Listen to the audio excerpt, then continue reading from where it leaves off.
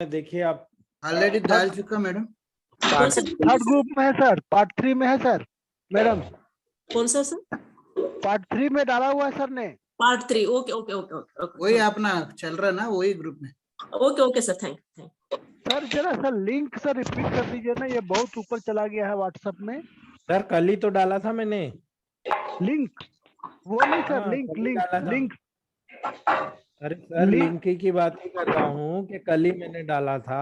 ओहो, तब मैं रोज डाल रहा हूँ लिंक, आप देखिए टेलीग्राम में रोज डाल रहा हूँ। सर डला हुआ है, उसी से ज्वाइन हुए हैं।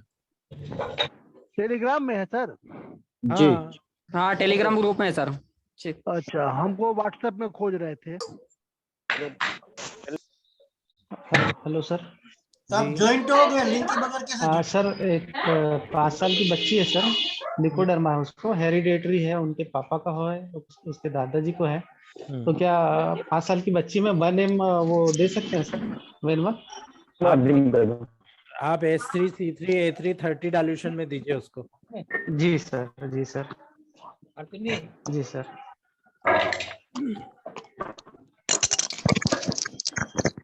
मनीष सर नमस्कार। हेलो नमस्कार सर। समय सर देख लिया? समय सर जवाब नहीं आया मुझे। नहीं सर, मैं चलिए मैं इसलिए फोन पे लगा हुआ हूँ। हेलो चेक कर लेना आप, है ना।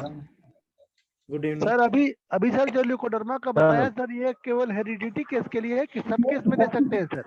सर आज आपको समझ गुड इवनिंग सर। आज समझ में आ जाएगा, मैं आपको बताने वाला हूँ। स्क्रीन का ये डायग्राम है ना। हाँ sir, thank you sir. Diagram को देखो, ये मेडिसिन लिखी हुई है। अच्छा, मेरे पास बहुत केस है सर, लेकिन ठीक नहीं हो पा रहा है। अरे सर क्या बात करते हो आप? सर दिया हूँ सर, 5-6 महीने से चला रहा हूँ, लेकिन अभी कोई रिजल्ट नहीं मिला है सर। सर ल्यूकोडर्मा का केस देखो ना जी। सर मुझे मिला है, मैंने डाला भी था व्हाट्सएप वो ग्रुप में, मुझे ल्यूकोडर्मा पर रिजल्ट मिले हैं। जी जी, थैंक यू सर। किस ग्रुप में डाला है सर?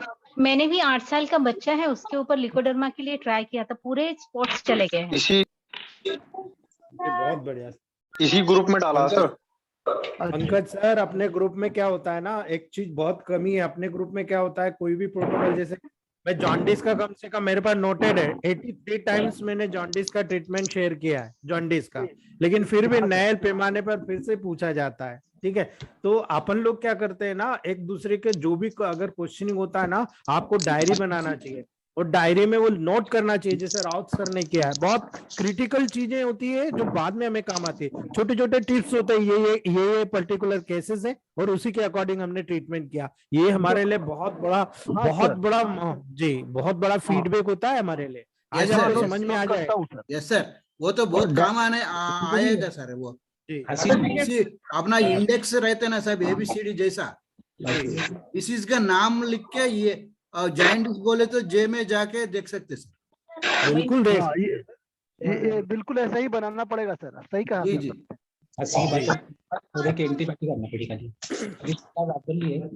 हेड टू फुट करके एक बुक आती थी सर पहले, जिसमें कि शुरू से तो पूरा रहता था, उस तरह से एक बनाना पड़ेगा हम लोग। करेक्ट सर, आता था। बिल्कुल बनाना पड़ेगा। यूरिनरी ब्लैडर कैंसर बोले तो यू निकाल सकते सर। हाँ, यू निकाल सकते हैं, बिल्कुल सही बोला सर।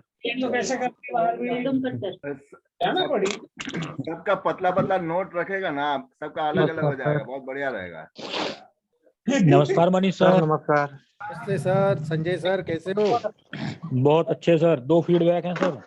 अरे बहुत बढ़िया सर। नंबर 1 है, एक 1.5 साल का बच्चा था सर, उसको वो गिर गया था, तो उसके सर में चोट लगने से कैसे उसको चक्कर आके गिर जाता था सर वो।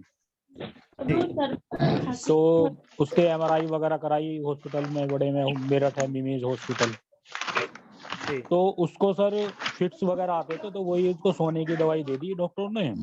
2-3 महीने हो गए, फिर मेरे पास आए, मैंने उनको 15 दिन की दवाई दी थी जी। तो उस बच्चे में सर बहुत ही मतलब बिल्कुल एज ए 80-90% क्योर हो चुका। उनके आज भी फोन आया उनके फादर का कि जी खेल रहा है, सब चीजें बढ़िया हैं। बीच में उसको थोड़ी सर्दी लग गई थी, मैंने वो लंबी सर। ऑयल दे दिया सर, निमोनिया वाला जो चेस्ट ऑयल। जी जी बाकी प्रोटोकॉल सब पहले ही था। एक दूसरे थे जी। सर 55 ईयर के, उनके लीवर में थोड़ी स्वेलिंग आई सर, माइल्ड जी स्वेलिंग करके था, तो मैंने लीवर जी कंप्रेस दिया सर, लीवर फॉर्मूला दिया अपना। आज उनका फोन आया कि सर बिल्कुल ना तो पेन है ना तो पेन बहुत ज्यादा था, उनको इंजेक्शन लगवाने पड़े रात को, इतना पेन था लीवर रीजन में। उनको वो पेन नहीं है, कुछ नहीं है, बिल्कुल परफेक्ट है। आज लेके गए दोबारा दवाई। बहुत बढ़िया थैंक्स बहुत सर। बढ़िया बहुत बढ़िया। Sir Nice. गैंग्रीनल ड्रॉप का रिजल्ट सर पाइल से बहुत अच्छा मिला सर। जी बिल्कुल पंकज सर, वो तो अमृत है, अमृत हर चीज में यूज हाँ। करो आप। कोई भी ऑर्गन के 10 टिश्यू में डिस्ट्रक्शन हो, उस ऑर्गन की मेडिसिन को 5 ड्रॉप ऐड कर दो और उसको आप लेकर देखो रिजल्ट। हाँ सर 10 दिन में रिजल्ट आ गया है सर। हाँ सर बिल्कुल जी आज C13 आ रही है ना सर, जी वो मेरा एक पेशेंट था, वो 78 इयर्स का है जी उसको डॉक्टर बोला लेफ्ट लंग चले इन्फेक्शन हो गया बोला जी और थ्रोट में पेन है, उसको घर बोल के हाँ करता था। इसको जी कार्टन में डाल के दिया सर, RS में D4 में। जी आज NRI हॉस्पिटल को गया करते उन्होंने एक्सरे निकाला, थ्रोट पेन भी बंद हो गया सर इसका, वो पूरा स्नीजिंग और खांसी है पूरा, वो भी जी चले गए सर। उसको लंग भी एक्सरे में क्लियर आया सर, लंग भी। जी बहुत बहुत Sumesh sir, this is your feedback, hats off you Sumesh sir. Thank you so much Sumesh sir. जी ये Sumesh sir, hats off you. Sir ये मैं भी ट्राई किया था, जी C13 RE का बहुत बेहतर रिजल्ट है सर। नहीं सर आज मैं खुद लेके गया उसको NRI को। सर इसको मैं साबित करूंगा कल या परसों में। जी C13 आ रही है आपको, जो क्रेनियल नर्व्स बताई ना, आप लोग पढ़ के आना। Yes sir. हमारा जो ब्रेन स्टेम का एनाटॉमी में कल बताने वाला हूँ, कल ही साबित करूंगा। कल जब ब्रेन स्टेम पढ़ाऊंगा ना, तब आपको सुमेश सर से जो इन्होंने प्रूफ किया है वो मैं बताऊंगा कि वो काम कैसे करा है, बिल्कुल क्लियर बताऊंगा मैं। और सर पूरा आपसे एक परमिशन ले लूं सर? जी कल से मंगलवार तक मैं शिरडी जा रहा हूँ सर, सारे क्लासेस को वीडियो बाद में देखूंगा सर। बिल्कुल हमारी तरफ से भी प्रसाद चढ़ाइएगा सर। Thank you sir. जी जी जी जी चलिए सर, हम स्टैमिना के लिए क्या दे सकते हैं सर, तो स्पोर्ट्स पर्सन हो या ओवर वर्किंग पीपल हो तो? S1A1WE पावर बूस्टर इसीलिए तो नाम दिया गया है मैडम। ओके जी वो कोका यो स्टेकुला जो है होमियो में, उसके बराबर होगा क्या सर? उससे 2 गुना ज्यादा होगा मैडम। आज मैंने डे में एक इंजेक्शन का पूरा टॉपिक लिया था, मैं अपने ग्रुप में डाल दूंगा आज, आप उसको टॉपिक को सुन लीजिएगा। उसमें एनर्जेटिक इंजेक्शन है और शक्तिवर्धक इंजेक्शन है। आप शक्तिवर्धक इंजेक्शन के प्रोटोकॉल को जाइएगा, S1A1W को, आपको समझ में आ जाएगा कहाँ काम करता है। ठीक है सर कौन सा डाइल्यूशन में देना है सर? D4 में। चलिए दोस्तों शुरू करते हैं हम लोग। आज हमारा स्किन कैंसर का टॉपिक है दोस्तों, काफी लंबा है, थोड़ा सा हम इसको समझें तो ज्यादा बेहतर है दोस्तों। स्किन की जब बात होती है तो आपको पता है कि पूरी बॉडी में, इसलिए मैं कहता हूं और हमेशा पॉजिटिव थिंक का आप लोगों को डालता हूं कि हार्ट से स्किन सबसे दूर है दोस्तों। आप देख लो क्यों, क्योंकि skin is the largest organ of the body का सबसे लार्जेस्ट ऑर्गन होता है। इसीलिए दोस्तों जब आप देखते हो यूनिफॉर्मली ये थिक होता है, बहुत ज्यादा आप जब देखोगे वो यूनिफॉर्मली थिक होता है, कहीं पे पतला कहीं पर थिक लेवल होता है दोस्तों। और जब इस लेवल पर होता है तो हम लोगों को ये पता है दोस्तों कि ये जो लेवल होता है, ये लेवल स्किन के लेवल पर, आप जब पूरी बॉडी के लेवल पर देखते हो तो कुछ जगह होती है जो ठीक होती है, जैसे पाम के लेवल पर देख लो, आप नीचे तलवे के लेवल पर देख लो, स्केपुलर रीजन पे देख लो, वो बहुत ज्यादा थिक होती है, लगभग 5 mm के बराबर उसकी थिकनेस होती है दोस्तों। लेकिन आप बहुत जगह देखोगे दोस्तों तो वहां पर वो बहुत ज्यादा थिन होती है। ठीक है, थिन होगी तो मैक्सिमम जगह पर आपको लगभग 1 से 2 मिलीमीटर का ही थिननेस पाया जाएगा दोस्तों। इसीलिए स्किन कहां पर थिक होती है, आप देखोगे आईलिड्स को देख लो, आप आंखों के लेवल पर, या आप देख लो स्पेशली पेनिस के ऊपर जो होता है दोस्तों वो 0.5 मिलीमीटर होती है। लेकिन एवरेज अगर आप बात करेंगे तो बॉडी में जो स्किन की थिकनेस होती है 1 to 2 मिलीमीटर होती है। कुछ जगह पे 0.5 मिलीमीटर होती है। एक उदाहरण मैंने बताया, कई जगह पे आप जाओगे दोस्तों तो वहां पर आपको उसकी थिकनेस 5 mm तक देखने को मिलेगी, मैंने आपको बताया। जब हम स्पेशली स्किन का डायग्राम देखते हैं दोस्तों, यहीं से पूरा स्किन का कैंसर डिटेक्ट होता है। इसीलिए मुझे आपको केवल ये बताने की जरूरत है कि स्किन के लेवल पर जब भी कभी कोई ट्रीटमेंट करते हो, तो आपको मैंने पहले भी बताया था, फिर बता रहा हूं दोस्तों, जब स्किन के लेवल पर बात करते हो तो ये स्किन की ऊपरी लेयर होती है दोस्तों, जो जर्मेटिन लेवर की जो लास्ट स्किन की लेयर होती है, जो वहां पर डेड हो जाती है, वो आगे की तरफ निकलती है दोस्तों और एपिडर्मिस का निर्माण करती है। तो हमारी बॉडी में स्किन की लेयर दो तरह की होती है दोस्तों, एक आउटर डर्मिस एपिडर्मिस, यानी बाहर की तरफ है एपिडर्मिस, ये अंदर की तरफ डर्मिस दोस्तों। जब एपिडर्मिस और डर्मिस की बात आती है तो एपिडर्मिस में S5C5 का रोल है। याद रखिएगा आप, जब आप मिलेनिन पिगमेंट के लेवल पर बात कर रहे हो कि कैंसर डेवलप हो रहा है, तो कहां डेवलप हो रहा है उसी के अकॉर्डिंग आपको ट्रीटमेंट करना है दोस्तों, क्योंकि इसके 3 टाइप्स होते हैं और उसी टाइप्स के अकॉर्डिंग आप वहां पर ट्रीटमेंट को सिलेक्ट करते हो दोस्तों। तो यहाँ एपिडर्मिस, डर्मिस, जब आप एपिडर्मिस में काम कर रहे हो तो S5C5 is the best protocol any type of skin disease. अगर आपको यूनिवर्सली देखना है तो S5C5L1Y इसको याद कर लीजिए, S3C3L1Y इसको याद कर लीजिए, S2C2L1Y इसको याद कर लीजिए। ये 3 डिफरेंट लेयर पर आ गए आप दोस्तों। अब आपको यहां पर ये देखना है कि ब्लड भी इंप्योर है क्या। अब ब्लड इंप्योर है तो डेफिनेटली स्किन डिजीज होगी दोस्तों, वहां पर A3 ऐड कर लीजिए। अगर कोई भी फंगस है, वायरस है, बैक्टीरिया कोई भी, हम लोग वर्वन ऐड करते हैं दोस्तों, क्योंकि सपोर्टिव होती है। तो इस टाइप से आपको प्रोटोकॉल जनरेट होता है, लेकिन आपको यहाँ पर स्ट्रक्चर के लेवल पर जाना है और स्ट्रक्चर के लेवल पर देखना है, स्किन के लेवल पर, कि स्किन के लेवल पर आप किसी प्रकार का ट्रीटमेंट करोगे, या फंक्शनल करोगे या स्ट्रक्चरल करोगे। यहाँ हम फंक्शनल बात कर रहे हैं। S5C5 एपिडर्मिस पे काम करता है, S3C3L1 यहाँ पर डर्मिस पे काम करता है, और सब क्यूटिनियस लेयर पर स्पेशली दोस्तों तो S2C2L1 काम करता है। क्योंकि कभी भी स्किन डिसीज जब सुपरफिशियल आती है तो वो S5 के लेवल से आती है, यानी सुपरफिशियल से अंदर आ रही है। लेकिन ज्यादातर डिसीज ब्लड की इंप्योरिटी के कारण आती है, लिम्फ की इंप्योरिटी के कारण आती है, तो वो बोन के माध्यम से या ब्लड सर्कुलेशन के माध्यम से आती है। तो वहां पर अगर डीप सीटेड है तो S2C2L1 जहां ड्राइनेस होती है, ज्यादातर केसेस में आप देखोगे ड्राइनेस होती है, वहां पर S2C2L1 ये आपको याद रखना है दोस्तों। इसमें YAPPG जो लगाना है ये आपका प्रोटोकॉल है। यहां पर अगर डर्मिस के लेवल पर याद रखना, आप डर्मिस के लेवल पर बात कर रहा हूं मैं, S3C3 को, S3C3L1 is a best protocol for dermis level की। अब मिलेनोसाइट सेल्स कहां पाई जाती है, आप सिलेक्ट कीजिए। अभी जिन्होंने ल्यूकोडर्मा का ट्रीटमेंट पूछा था, पंकज सर, यहीं से आपका ल्यूकोडर्मा का प्रोटोकॉल स्टार्ट हो जाता है। ठीक है, आपको ध्यान रखना है। जब हम यहाँ पर 5 लेयर की बात करते हैं एपिडर्मिस पे, तो 5 लेयर होती है जो बाहर से अंदर की तरफ चले। सबसे बाहर होती है स्ट्रेटम कॉर्नियम, बिल्कुल कड़क लेयर होती है दोस्तों। स्ट्रेटम ल्यूसिडम उससे अंदर की स्ट्रेटम ग्रैनुलोसम, उससे अंदर की स्ट्रेटम स्पॉन्जियोसम, और सबसे अंदर की जहां से ये जर्मिनेट हो रही है लेयर, उसको बोलते हैं स्ट्रेटम जर्मिनेटिवम। और जब ये लेयर की बात आती है दोस्तों, तो यहां पर हमें पूरा डिटेल पढ़ना नहीं, या तो मैंने पढ़ा दिया और नहीं तो अगले चैप्टर में आपको पढ़ाया जाएगा दोस्तों। यहां पर सबसे इंपॉर्टेंट होता है स्किन का कलर।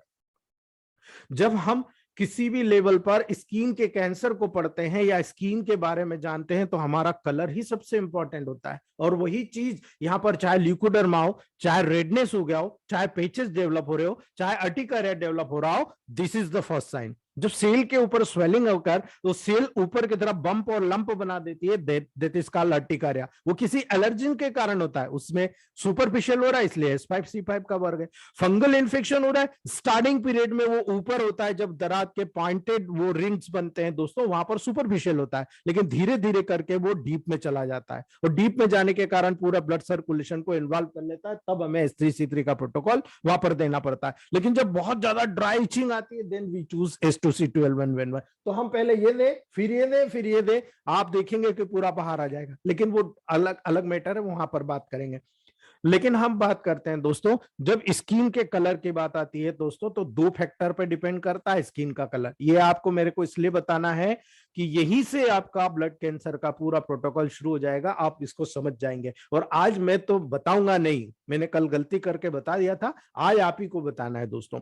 जब हम स्किन का कलर की बात करते हैं दोस्तों, तो आपको पता है स्किन में पिगमेंट्स होता है। ठीक है, कौन सा पिगमेंट होता है आपको पता है, तो स्किन के पिगमेंट्स होते हैं, और ब्लड में हीमोग्लोबिन का जो कलर होता है रेड, क्योंकि स्किन के नीचे ही हमारी ब्लड वेसल्स होती है, कैपिलरीज होती है, जिसके माध्यम से सर्कुलेशन होता है। यहां पर ये दिख रहा है दोस्तों, ये पूरा ब्लड वेसल्स है।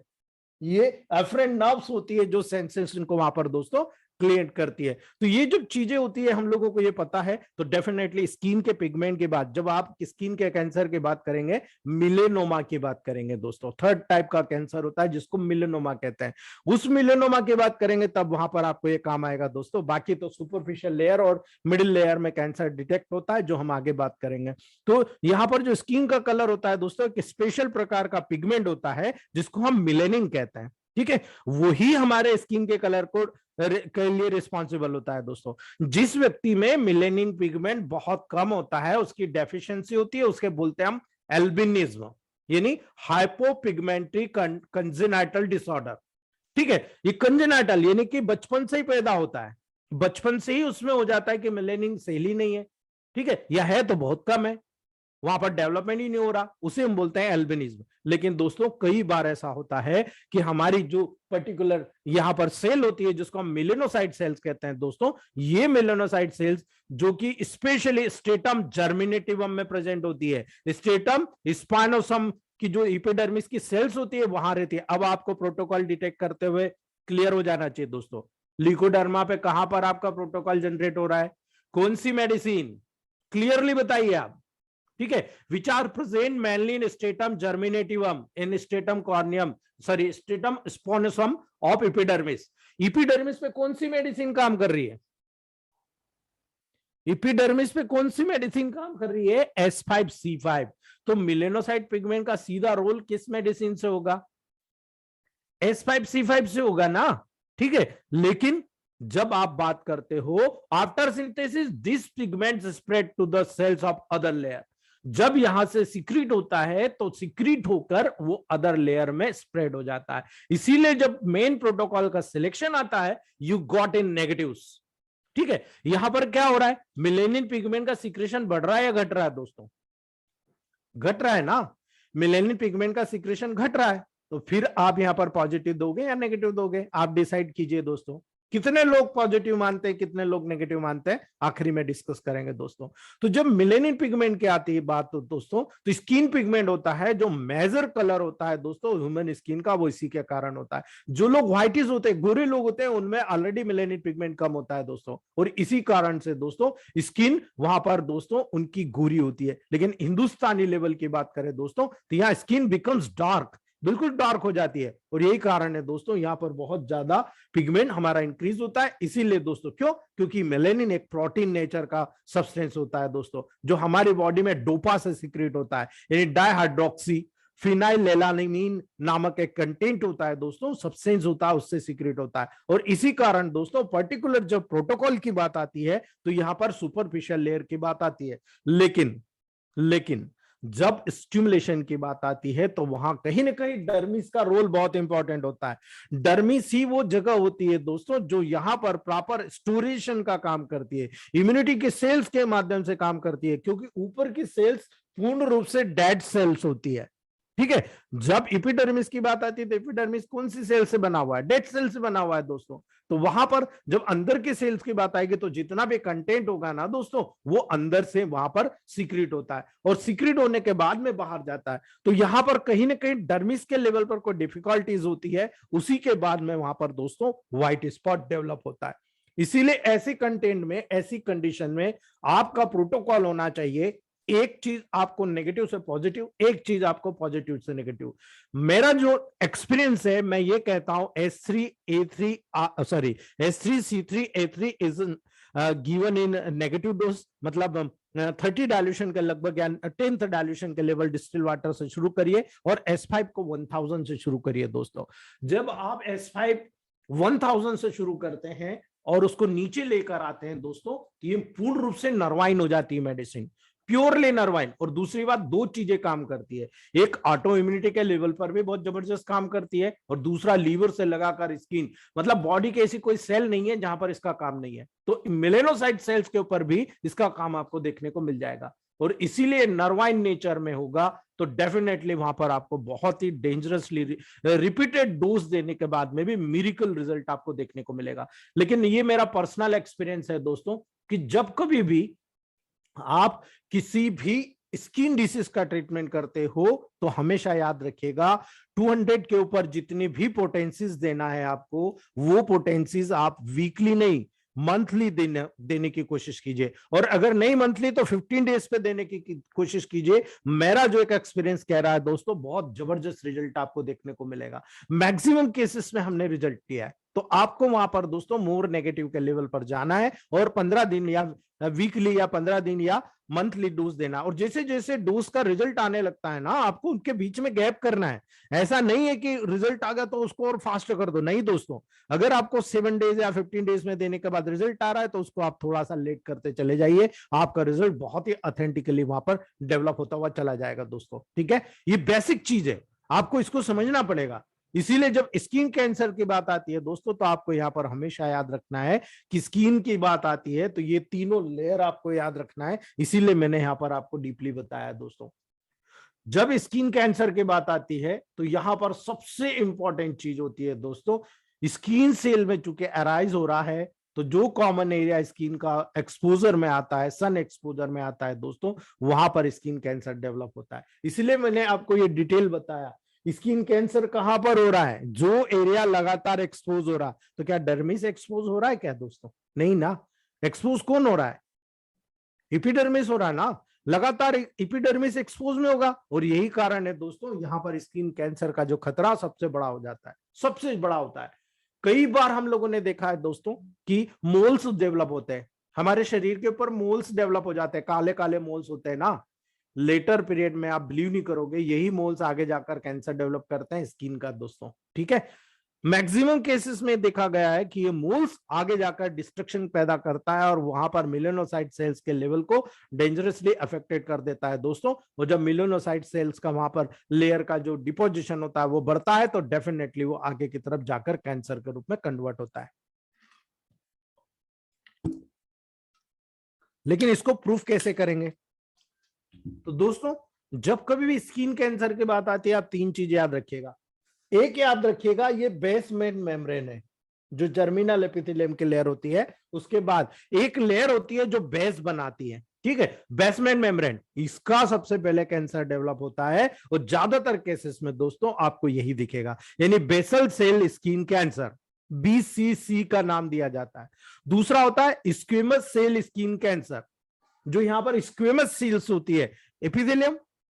ठीक है, आपने देखा ना स्ट्रेटम कॉर्नियम, स्ट्रेटम एपिथेलियम, ये कौन सी सेल्स है? सब एपिथेलियल सेल्स है ना। तो यहाँ पर जो स्क्वेमस एपिथेलियल सेल्स होती है दोस्तों, वहीं पर स्किन का कैंसर डेवलप होता है, इसलिए इसको SCC का नाम दिया गया। और तीसरा होता है जो मेलानोसाइट सेल्स के लेवल पर होता है, जिसको हम मेलेनोमा नाम देते हैं दोस्तों, मेलेनोमा। ठीक है, इसीलिए यहां पर जो सबसे पहला सिलेक्शन आपका जो कैंसर का प्रोटोकॉल का होगा, this is the first roll. Hint दे रहा हूं, आखिरी में बात करते हैं दोस्तों। यानी यहां पर आपको जब ट्रीटमेंट की बात आएगी तो आपको ये बहुत इजीली हो जाएगा कि हम यहाँ पर क्या पढ़ा है, हमने क्या समझा हमने। तो पहले अगर हम देखेंगे दोस्तों, तो जो दोनों कैंसर होता है पहले, यानी basal cell skin cancer BCC और जो squamous cell skin cancer SCC होता है दोस्तों, दोनों बहुत कम होने वाले कैंसर के साथ पाए जाते हैं। लेकिन हम जब नॉन मेलेनोमा स्किन कैंसर के जैसे जानते हैं दोस्तों, क्योंकि ये बहुत कम होते हैं, लेकिन ये नॉन मेलेनोमा स्किन कैंसर के रूप में देखे जाते हैं। यानी कि यहाँ पर मेलानोसाइट सेल्स का कोई भी, यानी बेसल सेल स्किन कैंसर और स्क्वेमस सेल स्किन कैंसर में किसी भी प्रकार का दोस्तों मेलेनिन पिगमेंट से रिलेटेड कोई भी कॉम्प्लिकेशन आपको वहां पर देखने को नहीं मिलेगा। ये विशेष तौर से याद रखिएगा आप दोस्तों। तो यहाँ पर अगर बेसल सेल स्किन कैंसर की बात करेंगे दोस्तों, तो डेफिनेटली आपको यहाँ पर ये दोनों चीज देखने को मिलती है कि squamous cell skin cancer face या नेक की बात करें, इस प्रकार का कैंसर ऐसे एरिया में होता है दोस्तों जो डायरेक्टली सन एक्सपोजर में होता है। ठीक है, अगर डायरेक्टली सन एक्सपोजर में होता है तो ज्यादातर समय तो हम कपड़े पहनते हैं दोस्तों, वो कपड़े पहनते हैं, तो बाकी का समय कहां पर एक्सपोज होगा?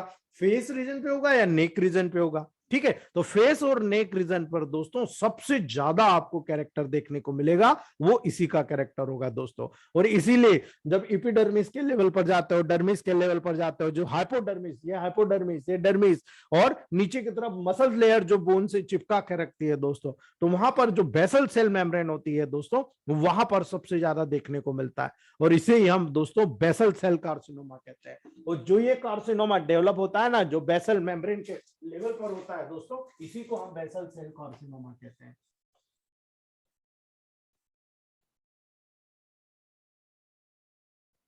ये बेसल सेल के लेवल पर हो रहा है, इसीलिए हम इसे बेसल सेल कार्सिनोमा के नाम से जानते हैं दोस्तों।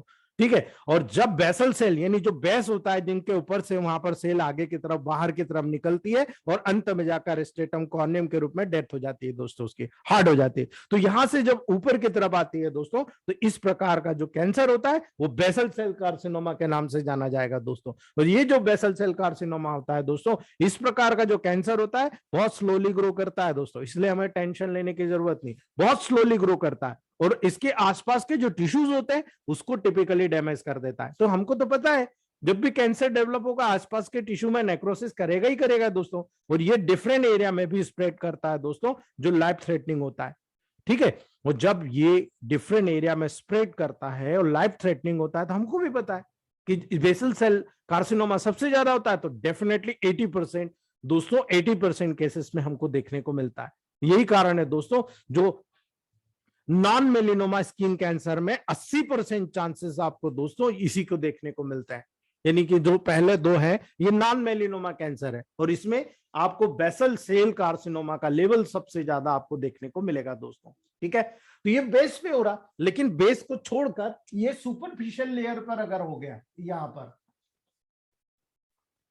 ठीक है, तो ये जर्मिनेटिंग लेयर है और जर्मिनेटिंग लेयर से ऊपर जा रहा है, तो जर्मिनेटिंग लेयर से ऊपर की तरफ अगर आ गया है दोस्तों, उसे हम बोलते हैं squamous cell cancer, skin cancer. ठीक है। तो ये कहां से होगा, ये भी सन एक्सपोजर के एरिया ऑफ द बॉडी में डेवलप होता है। जो एरिया जहां जहां पर भी सन का एक्सपोजर डायरेक्ट होता है, तो हैंड्स में भी होता है दोस्तों, फेस में भी होता है, नेक में भी होता है। तो फेस, हैंड्स, ईयर्स, कान में भी होता है दोस्तों। ठीक है।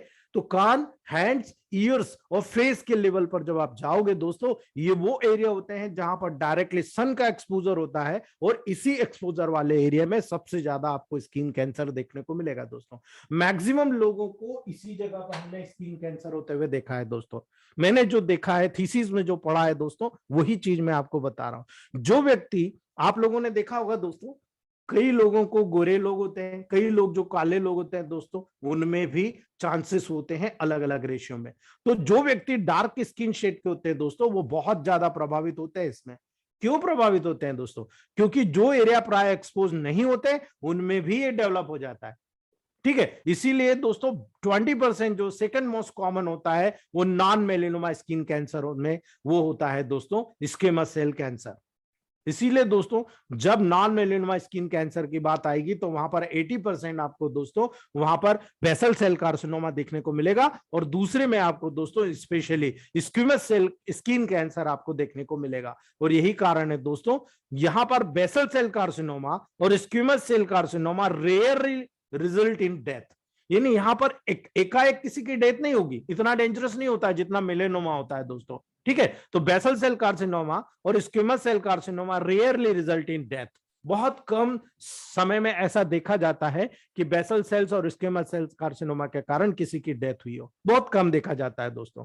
लेकिन अगर हम फीडबैक के रूप में देखें ना दोस्तों, तो आपको जब मैं आगे बताऊंगा कि ये कहां कहां होता है, तो आपको समझ में आ जाएगा दोस्तों कि बेसिकली जो लोग धूप का सेवन करते हैं, ठीक है, आयुर्वेद शास्त्र गलत नहीं कहता है दोस्तों। आयुर्वेद शास्त्र कहता है कि मॉर्निंग में जो एकदम लालिमा लिए हुए सन रेज होती है वो 10 मिनट, और जो सूर्य अस्त होता है वो 10 मिनट में अगर आप वहां पर अल्ट्रावायलेट रेस को आपके बॉडी के ऊपर गिरने देते हो वो बहुत बेनिफिशियल है दोस्तों। लेकिन उसके बाद दिन भर आप धूप में ऐसे ही अंडर बिना मतलब कपड़ों के पड़े रहोगे तो डेफिनेटली कैंसर स्किन का डेवलप होता है। इसीलिए स्किन कैंसर इंडिया जैसी कंट्रीज में बहुत कम है, लेकिन फॉरेन कंट्रीज में बहुत जबरदस्त फैल रहा है दोस्तों।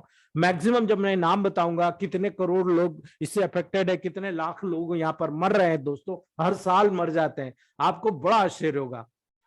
क्योंकि हमारे एरिया में आपने कभी सुना नहीं होगा अपने हिंदुस्तान में। इसीलिए दोस्तों जब तीसरे प्रकार की बात आती है मेलेनोमा स्किन कैंसर, दोस्तों जो मिलेनोमा होता है वो मिलेनोमा जब कैंसर डेवलप होता है तो बहुत हद तक हमको यहाँ देखने को मिलता है दोस्तों, ये मोस्ट एग्रेसिव फॉर्म होता है, बहुत तेजी से एग्रेशन होता है दोस्तों इसका। और जब ये होता है ना तो पर्टिकुलर इतने एरिया को खोखला कर देता है दोस्तों। यहाँ पर मेलेनोसाइट सेल्स जो होती है डिपॉजिट हो जाती है, यहाँ पर पर्टिकुलर मेलेनोसाइट सेल्स पर्टिकुलर यहाँ पर डिपॉजिट हो जाएगी, ये पूरा सेल खोखला हो जाएगा दोस्तों। और जब खोखला हो जाएगा दोस्तों ये कैंसर बॉडी के किसी भी पार्ट पर डेवलप हो सकता है। खास तौर से अगर आप देखोगे ना बैक साइड में, फ्रंट में आपको बहुत कॉमन रूप से देखने को मिलेगा, लेकिन मेल और फीमेल की बात आएगी ना तो दोनों में बहुत डिफरेंस हो जाएगा दोस्तों। ये किसी भी मेलानोसाइट सेल्स में डेवलप हो सकता है जो स्किन के लेवल पर नॉर्मल कलर प्रदान करता है दोस्तों। और जब स्किन के लेवल पर बात करेंगे हम, और स्किन के लेवल पर जब नॉर्मल कलर प्रदान करेगा दोस्तों, तो इसके अलावा जब आप देखोगे जितने भी बेनाइन मोल्स होते हैं, जैसे मैंने आपको बताया कि अभी काले काले तिल हो जाते हैं दोस्तों, ठीक है, जितने भी बेनाइन मोल्स होते हैं दोस्तों उसके रूप में धीरे धीरे डेवलप होता है। और जब डेवलप होता है बाद में किसी भी कंडीशन में जब भी उसको परिस्थिति मिलती है दोस्तों, वो एग्रावेट होकर स्किन कैंसर के रूप में कन्वर्ट हो जाता है। और ज्यादातर टेबल प्रैक्टिस में जितने भी स्किन कैंसर स्पेशलिस्ट है दोस्तों, या जितने भी स्किन के जाने माने जो स्पेशलिस्ट है, जब उनकी थीसिस को पढ़ा जाता है तो वहां पर ये फीडबैक निकल के आता है कि 20 से 30% जो मोल्स होते हैं, बेनाइन मोल्स होते हैं, वो आगे की तरफ जाकर स्किन कैंसर में कन्वर्ट हो जाते हैं दोस्तों। ये ज्यादातर अगर देखा जाएगा फेस, चेस्ट, बैक साइड में, मेन में खास तौर से डेवलप होता है। यानी याद रखिएगा मेन की बात कर रहा हूं मैं, आदमियों की बात कर रहा हूं। फेस में, चेस्ट में, बैक साइड में छोटे छोटे आपको पूरी बॉडी में होते हुए देखा जाएगा। लेकिन वुमेन्स की बात करेंगे दोस्तों तो वुमेन में केवल नी जॉइंट से नीचे, लोअर लेग में नी जॉइंट से नीचे सबसे ज्यादा देखा जा रहा है दोस्तों। और यही कारण है दोस्तों मेलेनोमास आसानी से क्योर तो हो जाता है, ठीक है, बहुत आसानी से क्योर हो जाता है यदि अर्ली डायग्नोस होता है दोस्तों। यानी स्किन में अगर किसी प्रकार का रेडनेस बढ़ रहा है, मोल्स बढ़ रहे हैं और डॉक्टर के पास तुरंत चला जाए दोस्तों, तो वहां पर तुरंत उसको कंट्रोल किया जा सकता है। ऐसी प्रोसीजर अवेलेबल है दोस्तों जिसके माध्यम से हम डिफरेंट टाइप का ट्रीटमेंट करके उसको कवर अप कर सकते हैं। लेकिन यदि ये अनट्रीटेड होता है, इन इसका प्रॉपर आप ट्रीटमेंट नहीं करते हैं, तो बॉडी के किसी भी पार्ट में स्प्रेड हो जाएगा। और जब बॉडी के किसी भी पार्ट में स्प्रेड हो जाएगा दोस्तों तो आप जानते हो मेटास्टेसिस, मैंने पहले ही बताया कि बहुत तेजी से एग्रेसिव करने वाला डिसीज है, कैंसर है दोस्तों। तो ये जब इवेंचुअली बात करेंगे तो बहुत तेजी के साथ दोस्तों वहां पर पूरी बॉडी में स्प्रेड हो जाता है। और जब स्प्रेड हो जाएगा दोस्तों तो वहां पर बहुत ही तेजी के साथ स्प्रेड होने के कारण डेथ भी हो जाती है दोस्तों। ज्यादातर केसेस में देखा गया है ऐसे पेशेंट की डेथ होने में ज्यादा समय नहीं लगता और पेशेंट की डेथ हो जाती है दोस्तों। इसीलिए मेलानोमास इन तीनों स्किन कैंसर में लिस्ट फ्रीक्वेंट होता है, कम फ्रीक्वेंट होता है लेकिन बहुत डेंजरस होता है दोस्तों। और अगर यहाँ पर अगर आपको मैं आंकड़े बताऊं, इंडियन आंकड़े बताऊं, तो दोस्तों मैंने जब एमडी किया था 2012 में, तब जो मेरे पास नोट्स है उसमें लिखा हुआ था 2,32,000 पीपुल्स को हुआ था दोस्तों, ठीक है, 2,32,000 पीपुल्स को 2012 में हो चुका था दोस्तों। और 2021 के भी लेटेस्ट रिपोर्ट मैंने आज से 2 या 3 महीने पहले पढ़ी थी दोस्तों, तो 5,98,000 पीपुल्स को ये डेवलप होना शुरू हो गया है। मतलब इतने लोग वहां पर ईयर्स प्रभावित हो रहे हैं दोस्तों। और जिसमें से जब 2012 की बात हुई थी तो वहां पर 45,000 पेशेंट्स की डेथ हुई थी दोस्तों, जो यहां पर बढ़कर दोस्तों 1,90,000 प्लस पेशेंट की डेथ ईयरली हो रही है दोस्तों। तो आप उससे अंदाज लगा लीजिए कि ये कितना डेंजरस है। अगर मैं यही चीज बताऊं तो ये ऑस्ट्रेलिया, ठीक है, ऑस्ट्रेलिया, साउथ अफ्रीका, न्यूजीलैंड, अगर हम ये 3 जगह की बात करें दोस्तों तो Australia, south Africa, New Zealand, maximum 75% cases आपको इन्हीं 3 कंट्रीज में देखने को मिल जाएंगे दोस्तों, ऑस्ट्रेलिया, साउथ अफ्रीका, न्यूजीलैंड। तो आप उससे अंदाजा लगा लीजिए जो समुद्र किनारे लोग जो जाते हैं सन एक्सपोजर के लिए, उन्हीं के कारण दोस्तों मैक्सिमम कंडीशन में हम लोगों को वहां पर दोस्तों स्किन का मेलेनोमा, स्किन कैंसर होता हुआ देखा जा रहा है। इसीलिए जब इन सारी चीजों को हमने समझ लिया तो हम अब चलते हैं दोस्तों कॉजेस के बारे में। जब हम कॉजेस के बारे में जाते हैं तो हमें बहुत सारी चीजें दोस्तों यहां पर देखने को मिलती है। यहाँ पर वैसा नहीं होता है कि आदमी स्मोकिंग कर रहा है, फलाना कर रहा है, उससे फैल रहा है दोस्तों। यहाँ पर जो मेन कारण होता है दोस्तों, वो होता है अल्ट्रावायलेट रेडिएशन। ठीक है, अगर हम अल्ट्रावायलेट रेडिएशन के लेवल पर, सन एक्सपोजर के लेवल पर हाई रिस्क फैक्टर के रूप में हम काम कर रहे हैं, तो डेफिनेटली मान के चलिएगा स्किन कैंसर को काज करने में ज्यादा दिन नहीं लगेंगे, स्किन कैंसर डेवलप हो जाएगा। क्यों हो जाएगा? क्योंकि दोस्तों आजकल हमारी स्किन में इतनी सेंसिटिविटी नहीं है, स्किन में इतना मॉइस्चर नहीं रहता, स्किन में किसी भी प्रकार से अल्ट्रावायलेट रेज इतनी तेज हो चुकी है, उसकी स्ट्रेंथ इतनी तेज हो चुकी है दोस्तों कि वो स्किन को क्रॉस करके डायरेक्टली हमारी बॉडी में प्रवेश करके स्किन के लेवल पर बॉडी के डिफरेंट लेवल के कैंसर को जनरेट करता है। अगर हम स्किन कैंसर की ही बात करें तो अकेले स्किन कैंसर को दोस्तों अल्ट्रावायलेट रेज के माध्यम से जनरेट होता हुआ देखा जा रहा है। सन एक्सपोजर की बात करें तो स्किन कैंसर को एक्सप्लेन नहीं किया जा सकता दोस्तों। क्यों? क्योंकि जो स्किन पर डेवलप होता है, जो स्किन सनलाइट में एक्सपोज नहीं होता, वहां भी होता है। यानी हम डायरेक्टली नहीं कह सकते कि केवल जो पार्ट हमारी बॉडी का सन के एक्सपोजर में होगा वही होगा, ऐसा नहीं है। जहां लगातार एक जगह आपके क्लॉथ के ऊपर भी हीट पड़ती रहती है और उसके बाद वो हीट जनरेट होकर वहां पर अंदर सप्रेस हो रही है, तो भी दोस्तों आपको स्किन कैंसर डेवलप होता हुआ देखा जा रहा। हमने अभी जितनी बात करी, कहा भाई फेस में हो रहा है, नेक में हो रहा है, ट्रंक में हो रहा है, हैंड में हो रहा है, जो डायरेक्ट एक्सपोजर हो रहा है उसमें भी हो रहा, लेकिन उसके अतिरिक्त भी होता हुआ देखा जा रहा है दोस्तों। तो वहां भी होता है जो सजेस्ट नहीं कर सकते हम लोग, वहां पर भी होता हुआ देखा जा रहा है। यानी अन्य फैक्टर भी हम मान सकते हैं, जरूरी नहीं है कि सन का एक्सपोजर हुआ वही यहां पर स्किन कैंसर के लिए जिम्मेदार है दोस्तों, ऐसा जरूरी नहीं है। अगर स्किन कैंसर दूसरे कारणों से हो रहा तो हमें दूसरे कारण भी देखना पड़ेंगे। क्यों? क्योंकि जहां सन एक्सपोजर हो रहा वहां तो हो ही रहा है स्किन कैंसर, लेकिन जहां सन एक्सपोजर नहीं हो रहा वहां भी स्किन कैंसर हो रहा है। तब क्या कारण? जब वहां तो आप यही बोलोगे ना, पेशेंट आपका यही बोलेगा कि सर आप बता रहे हो कि सन एक्सपोजर के कारण हुआ, तो भाई मेरे को तो पीठ में हुआ, मुझे पेट में हुआ, मुझे उंगली में हुआ, मुझे नोज पे हुआ, चलो ठीक है मान लेते हैं। तो बहुत सारी जगह ऐसी है जहां पर एक्सपोजर नहीं होता, वहां भी कैंसर हो रहा। तो अन्य बहुत सारे फैक्टर होते हैं दोस्तों इसमें जो कॉन्स्टिट्यूट करते हैं कि यहां पर स्किन कैंसर डेवलप हो सकता है। यानी स्किन कैंसर को डेवलपमेंट करने में कई फैक्टर्स का रोल देखा जाता है, इसीलिए हमें सारी चीज को देखना है। अब जब रोल देखा जाता है तो आपकी बॉडी को, इम्यूनिटी को लो करने वाले जितने भी कारण हो, तो भाई सबसे बड़ा कारण तो स्मोकिंग होता है कैंसर के लिए। ठीक है, जो लोग स्मोकिंग करते हैं, बीड़ी, सिगरेट, चिलम, जितने भी दोस्तों, उनमें डायरेक्ट खतरा बढ़ जाता है दोस्तों। जो टोबैको खाते हैं, जो तंबाकू खाते हैं, उनमें ज्यादातर लोगों में खतरा बढ़ जाता है। जो HPV infection, human papilloma virus की जो इन्फेक्शन होती है, जो कि स्क्वेमस सेल कैंसर को दोस्तों चांसेस को बढ़ा देती है, उन लोगों में भी आपको ये कंडीशन बढ़ती हुई देखी जाएगी।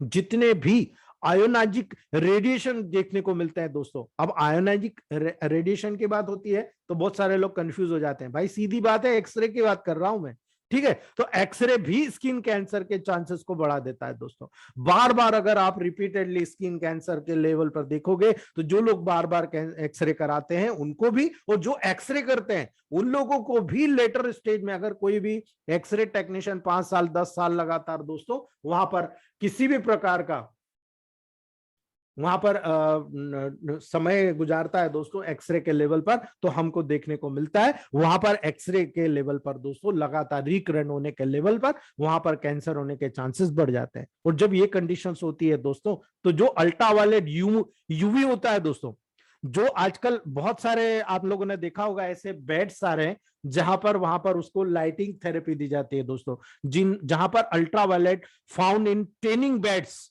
इनको बोलते हैं ultraviolet found in tending beds का उपयोग करने वाले दोस्तों, उनमें स्किन कैंसर बनने की चांसेस बहुत ज्यादा एक्सपोज हो रही है दोस्तों, क्योंकि वहां पर अल्ट्रावायलेट रेज जो होता है ना, वो बहुत तेजी के साथ सप्रेस होता है, बहुत तेजी के साथ वहां पर जनरेट होता है, और इसी कारण मैक्सिमम केसेस में ये अप्रोच देखा जा रहा है कि वहां पर स्किन कैंसर के चांसेस बहुत ज्यादा बढ़ रहे हैं। अगर हम कई मेडिसिन की बात करें तो आप देखते हो साइक्लोस्पोरिन ए, ठीक है, कैल्सिन्यूरिन इनिबिटर या एजियोथ्रोपिन, ये 3 जो ड्रग होती है दोस्तों, जितनी भी कंपनियां इसको बढ़ा रही है वो सीधे बोलती है कि आप ये मेडिसिन को ज्यादा लोगे आपको स्किन कैंसर डेवलप हो जाएगा। ठीक है, तो जब ये चांसेस हैं तो फिर आप क्यों ले रहे हो दोस्तों, क्यों दे रहे हो आप?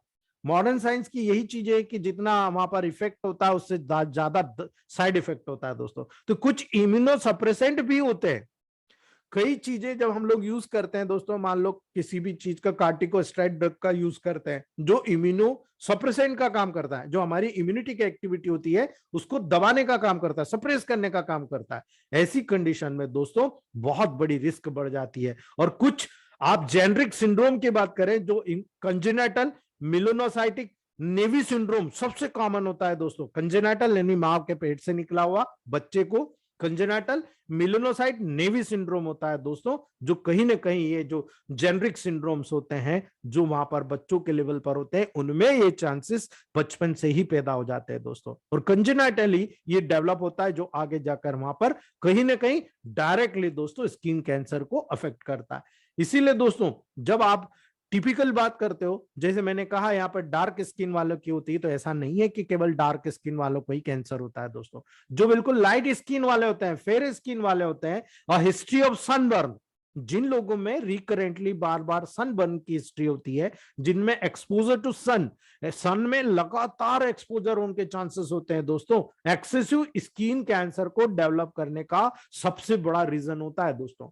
यानी इसीलिए जितनी भी फॉरेन कंट्रीज में सन एक्सपोजर किया जा रहा है, अपने बॉडी के लेवल पर एक्सपोज किया जा रहा है दोस्तों, वही चांसेस सबसे ज्यादा डेवलप हो रहा है। और उसी चांसेस के कारण दोस्तों मैक्सिमम कंडीशन में वहां पर आपको ये होता हुआ देखा जाएगा। इसीलिए दोस्तों जब आप मोल्स की बात करते हो, ठीक है, ये मोल आता है दोस्तों जब आप सनी रीजन पे आपको वहां होता है, लगातार आप दोस्तों किसी लेवल पर लगातार आप ऐसी जगह काम करते हो जहां पर सन का एक्सपोजर लगातार होता है, आपका इम्यून सिस्टम बहुत ज्यादा वीक है, तो ऐसी कंडीशन में दोस्तों आपको होने के चांसेस बढ़ जाएंगे। जब आप हाई एटीट्यूड में रहते हो दोस्तों, हाई एटीट्यूड के क्लाइमेट, यानी आप बिल्कुल समुद्र तल से ऊपर पहाड़ी इलाके में रहते हो दोस्तों, तो वहां आप देखो इनकी स्किन हमेशा रेड हो जाती है। ठीक है, क्यों होती है? और वही कारण है दोस्तों, वहां पर एक्सपोजर टू रेडिएशन हो या अन्य सब्सटेंसेस जैसे आर्सेनिक का उपयोग ज्यादा होता है दोस्तों, तो ऐसी कंडीशन में स्किन के चांसेस, इन्फेक्शन के चांसेस बढ़ जाते हैं दोस्तों।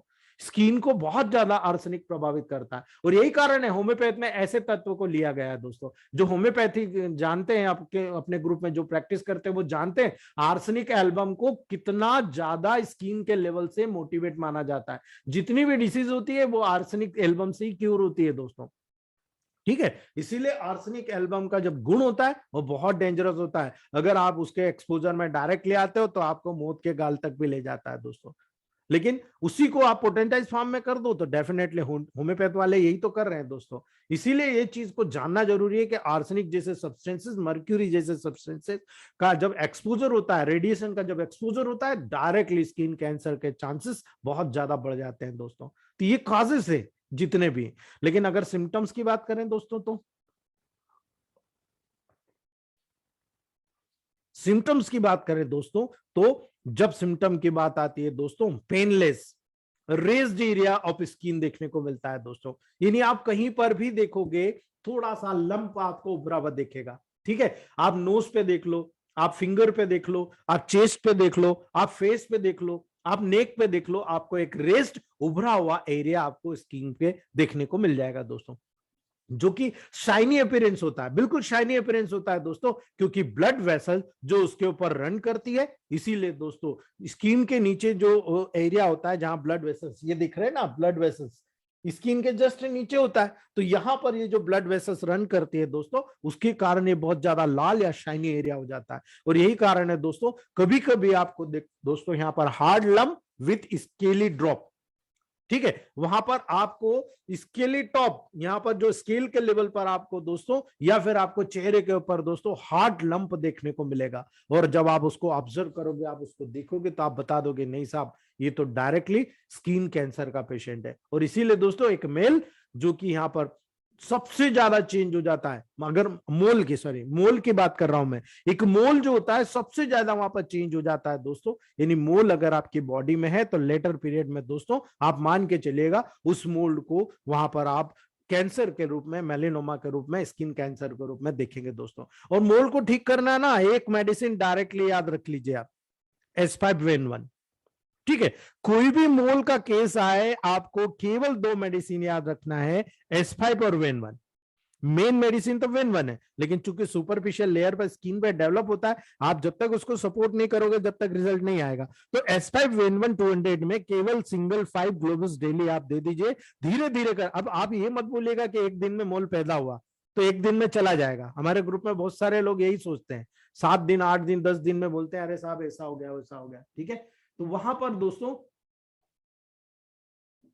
जब आप वहां पर दोगे तो मैक्सिमम मान के चलिएगा कि S5 वेन-1 200 आपके 5 ग्लोबुल्स वहां पर डेली आप दोगे, कंटिन्यू 6 मंथ दीजिए आप। 6 मंथ के बाद में देखिएगा मैक्सिमम मोल्स डिसअपियर हो जाते हैं। अगर 100% हो जाए तो बंद कर दीजिएगा, कोई टेंशन नहीं आपको। ठीक है, बिल्कुल बंद कर दीजिएगा, लेकिन बंद करने का तरीका होता है। वहां पर आप उसको पहले आप डेली दे रहे थे, फिर आप उसको हर तीसरे चौथे दिन, फिर धीरे से 7वें दिन, फिर धीरे से 15वें दिन, फिर धीरे से महीने भर, फिर धीरे से 6 महीने में एक बार, और फिर एक बार साल भर में। एक ही बार ग्लोबल्स बना दीजिए और उसको बोल दीजिए कि रिकरेंट नहीं चाहिए तो ऐसा ऐसा फॉलो कर लेना, उसको लिखित में दे दीजिए आप।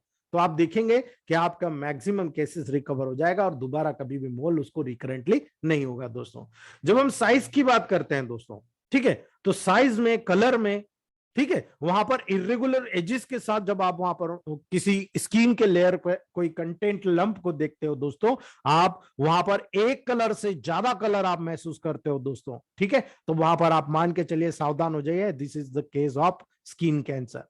जब वहां पर कोई भी स्किन के लेवल पर जो लंप को आप हल्का सा ईच करते हैं, खुजालते हैं दोस्तों, देट वहां पर ब्लीडिंग शुरू हो जाएगा। और जब ब्लीडिंग शुरू हो जाएगा तो ज्यादातर केसेस में दोस्तों हम लोगों को यहां पर देखने को मिलता है। लेकिन ये आश्चर्य की बात है कि ज्यादातर केसेस में पाम्स, सोल्स और टोस की स्किन में डार्क रीजन के कलर वहां पर डेवलप हो जाते हैं और वो आगे जाकर दोस्तों स्किन कैंसर का रूप धारण कर लेते हैं। फ्लेश कलर्ड का होगा या ब्राउन स्कार का होगा दोस्तों, वो लीजन कैंसर के स्टेट के आधार पर आपको वहां पर डायग्नोसिस करने को मिलता है दोस्तों। यानी ये कैसे फैल रहा है, कहां से शुरू हुआ था और कहां जा रहा है, ये तमाम कैरेक्टर आपको वहां पर टिपिकली देखने को मिलेगा दोस्तों। और यही कारण है जब हम इस प्रकार के लेवल को वहां पर देखते हैं ना, तो हमारे सारी चीज क्लियर हो जाती है कि हाँ साहब ये ऐसा हो रहा है, हाँ ऐसा हो रहा है। सारी चीज हमको वहां पर लीगली देखने को मिलती है दोस्तों। और यही कारण है जब स्किन कैंसर की बात आती है तो इसका डायग्नोसिस होता है दोस्तों। और डायग्नोसिस की बात करूं दोस्तों, तो ये एकमात्र ऐसी जगह होती है, हमारे बॉडी का सबसे लार्जेस्ट ऑर्गन होता है। इसीलिए दोस्तों स्किन के चेंजेस को देखते हुए मेलेनोमा की 9 कैंसरस स्टेज होती है दोस्तों, जिसके आधार पर आप लोग डिस्क्राइब करते हो। यानी आपने अगर बायोप्सी करा लिया या MRI करा ली दोस्तों, तो उसी के अकॉर्डिंग आपको वहां पर देखने को मिलेगा। लेकिन जब तक आप टिश्यू के स्टेजेस नहीं देखोगे, स्टेजेस 0 से लगाकर स्टेजेस 9 तक आप नहीं देखोगे, तक आपका स्किन का कैंसर डिटेक्ट नहीं होगा। ये क्यों मैंने 0 से 9 तक बता रहा हूं आपको दोस्तों, वो इसलिए बता रहा हूं, 0 मतलब यहां से शुरू होना, नीचे आना तो यहां पर 9 हो जाना। ठीक है, epidermis to dermis last portion, सब म्यूकस लेयर तक, वहां तक चला जाएगा तो वो 9th लेयर पर होगा। लेकिन हमें यह समझना है 0 से लगाकर स्टेज 4 तक, यानी स्टेज 3 के एंड तक दोस्तों, जहां पर cancer primary tumour side wise रहता है दोस्तों, यानी वो केवल और केवल एपिडर्मिस के लेवल तक, वहां पर जर्मिनल एपिथेलियम के लेवल पर होता है दोस्तों, उसके नीचे नहीं आता। ये जो एरिया दिख रहा है ना, बस इसी एरिया तक रहता है। लेकिन जब स्टेज 4 से लगाकर स्टेज 9 तक जाएंगे, देन इट इज सब spread into the Skinner level. पूरा आप ये देख लो, यहां तक इस प्रकार से फैल जाएगा। ठीक है, एज वेल एज ये आउटवर्डली भी फैलेगा। और जब आउटवर्डली फैलेगा दोस्तों, तो हमको क्लियरली इंडिकेट होगा कि हाँ साहब ये जो लंप हो रहा है, ये स्किन का लंप आ रहा है, यानी स्किन के लेयर से बाहर आ रहा है दोस्तों। और जब ऐसी कंडीशन में आप डायग्नोस करोगे, तो आपको सबसे पहला डायग्नोस ये मिलेगा, जो भी पास के स्किन में, मान लो कि मेरे हाथ में हुआ या मेरे फेस पे हुआ, मान लो नोज के पास हुआ, तो इसके पास में जो भी लिम्फ नोड्स होगा, सबसे पहले वहां मेटास्टेसिस होगा दोस्तों। इसीलिए लिम्फ नोड्स, बोन और टिश्यूज जो उसके आसपास के होते हैं उसमें स्प्रेड हो जाएगा। और जैसे स्प्रेड होगा आपको पता लग जाएगा ये इतना बड़ा था यार, अभी तो इतना बड़ा हो गया। ठीक है, इसका मतलब वहां पर मेटास्टेसिस शुरू हो गई है। Then you got a skin cancer like melanoma, basal cell carcinoma और स्क्वेमस सेल कार्सिनोमा। और जब ये डेवलप होता है दोस्तों, तब आपको इन स्टेज के अकॉर्डिंगली वहां पर ट्रीटमेंट की जरूरत पड़ती है। मॉडर्न साइंस ने बहुत अच्छी इसमें तारीफ करने होगी दोस्तों, मॉडर्न साइंस ने बहुत अच्छी यहाँ पर ट्रीटमेंट की पूरी तैयारी की है दोस्तों, जिसके माध्यम से स्किन कैंसर के, मेलेनोमा के केसेस, खास तौर से स्किन कैंसर की बात कर रहा हूं, बहुत सारे केसेस को मैंने ठीक होते देखा है दोस्तों। साइज, कितना कैंसर है, कहां पर है, कौन से प्रकार का है, कितनी डेप्थ में, मतलब कितनी गहराई में गया हुआ है, उसका लोकेशन क्या है, लीजन क्या है, उसी के आधार पर, और सबसे इंपॉर्टेंट अर्ली डायग्नोसिस के आधार पर दोस्तों इसका पूरा ट्रीटमेंट वहां पर डिपेंड करता है। इसीलिए स्किन को रिमूव करके बायोप्सी की रिपोर्ट के आधार पर ट्रीटमेंट कर सकते हैं दोस्तों। लेकिन आजकल इतनी बढ़िया बढ़िया टेक्निक्स आ गई है दोस्तों, जिसमें फ्रीजिंग विथ लिक्विड नाइट्रोजन, जिसको हम क्रायो सर्जरी कहते हैं दोस्तों, वहां पर लिक्विड नाइट्रोजन के माध्यम से स्किन को पूरा फ्रीज कर दिया जाता है, सूखा दिया जाता है, ड्राई कर दिया जाता है दोस्तों। दूसरा होता है एक्सिजनल सर्जरी, यानी मोल्स को सर्जरी करके लंबे समय तक दोस्तों जो रिकरिंग होता है, चाहे वो हार्ड हो, वहां पर दोस्तों स्किन कैंसर का ट्रीटमेंट इस एक्सिजनल सर्जरी के माध्यम से मैक्सिमम केसेस में आजकल बहुत अच्छे तरीके से होता हुआ देखा जा रहा है। लेकिन अगर उसके बाद भी कंट्रोल नहीं होता तो फिर हमारे पास वही अधिकार मौजूद है दोस्तों, chemotherapy, radiation therapy, photodynamic therapy. जब फोटोडायनेमिक थेरेपी की बात आती है दोस्तों, तो यहाँ पर बहुत सारे लेजर लाइट्स का उपयोग किया जाता है, ठीक है, लेजर लाइट्स और कुछ ड्रग्स का उपयोग किया जाता है दोस्तों, जो डायरेक्टली उस पर्टिकुलर कैंसर सेल को डिस्ट्रॉय कर देती है दोस्तों। जो क्यूरेटेज और इलेक्ट्रो डेसिक्वेशन के माध्यम से भी वहां पर आजकल ट्रीटमेंट किया जाता है, कट लगाता है और वहां से उसको निकाल कर फेंक दिया जाता है उस पर्टिकुलर पार्ट को दोस्तों, और फिर वहां पर healing therapy, radiation therapy, chemotherapy का उपयोग करके उसको क्यूर किया जाता है दोस्तों। यहाँ पर बायोलॉजिकल इम्यूनोथेरेपी फॉर मेलेनोमास के लिए बहुत ज्यादा फायदेमंद हो रही है दोस्तों। जो इम्यून थेरेपी की मैंने आपको बात करी थी, डेंड्राइटिक सेल थेरेपी दोस्तों, वो यहाँ पर बहुत इंपॉर्टेंट है। वो बायोलॉजिकल जो इम्यूनोलॉजिकल पर्टिकुलर ट्रीटमेंट हो रहा है दोस्तों, वो हमारी खुद की सेल्स को निकालकर वहां पर इम्यूनो सेल्स यानी जो डेंड्राइटिक सेल्स होती है उसकी ग्रोथ कराते हैं, और उसी ग्रोथ को कराकर वापस हमारे शरीर में डाल दिया जाता है दोस्तों। तो वो जो डेंड्राइटिक सेल्स है हमारी बॉडी उसको पहचानती है, और वो डेंड्राइटिक सेल डायरेक्टली दोस्तों वहां पर जो कैंसर सेल बाय चांस छूट गई थी उसको ढूंढ ढूंढ के मारने लग जाती है। और यही कारण है दोस्तों ज्यादातर केसेस में इम्यूनोथेरेपी डेंड्राइटिक सेल्स के लेवल पर बहुत कारगर हो रही है दोस्तों। लेकिन अगर इलेक्ट्रोमेपैथ ट्रीटमेंट की बात करेंगे तो आप लोगों को तय करना है दोस्तों ट्रीटमेंट।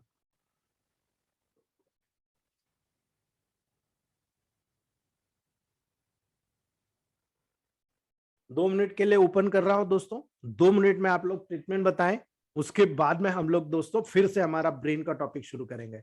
जब ट्रीटमेंट की बात आती है दोस्तों, एक ट्रीटमेंट इसमें कंपलसरी है, वेन 1000, ठीक है, वो मैं बता देता हूं, वेन 1000। अब आपकी बारी है दोस्तों, आप बताइए। आप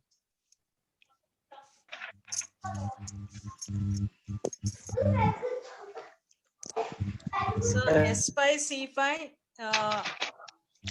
L1 L1 Ver1 G। Sir P2 P2 डलेगा सर, करने वालों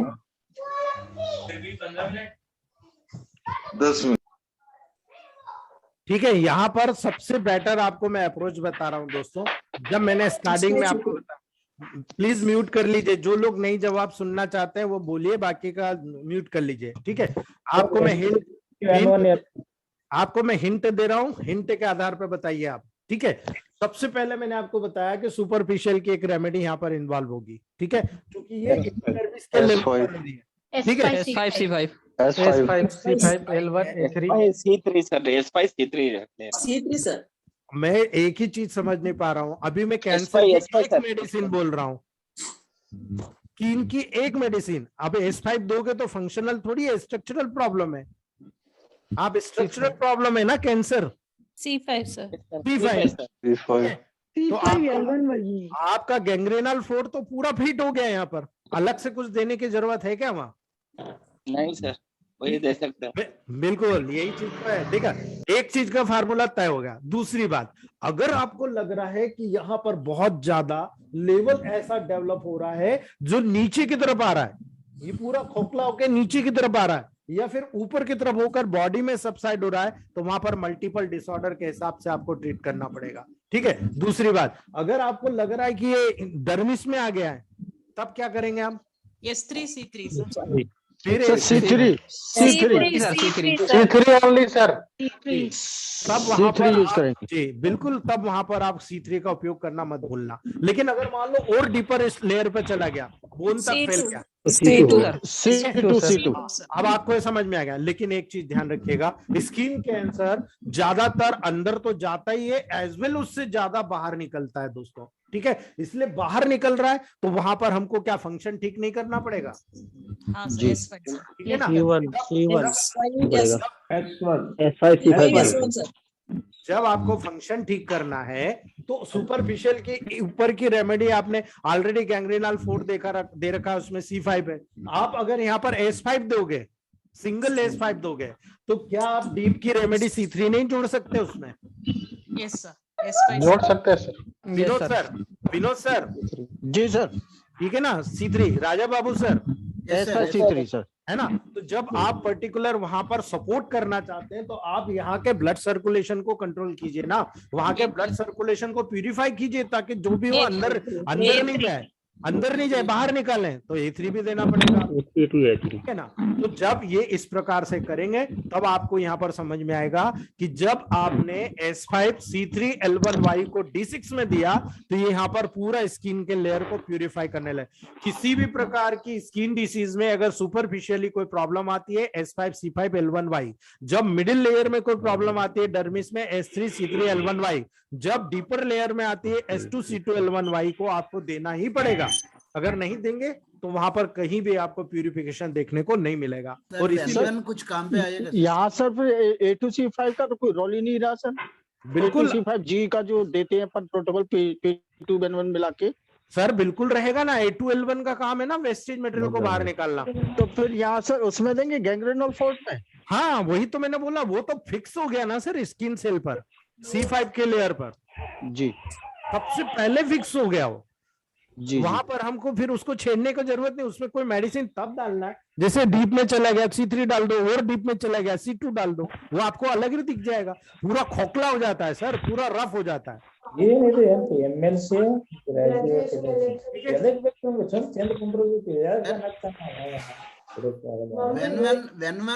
यूज नहीं आता सर। N1 1000 तो मैंने पहले ही बता दिया। नहीं सर, सॉरी वेन 5 का रिजल्ट यहाँ पर कैसे देखोगे सर आप? यूज होता है ना सर वेन 5 सी में, स्किन पे भी काम हो गया ना सर। जब आप ऑलरेडी दे रहे हो N1 1000 भी, तो फिर आपको वेन 5 में जाने की जरूरत,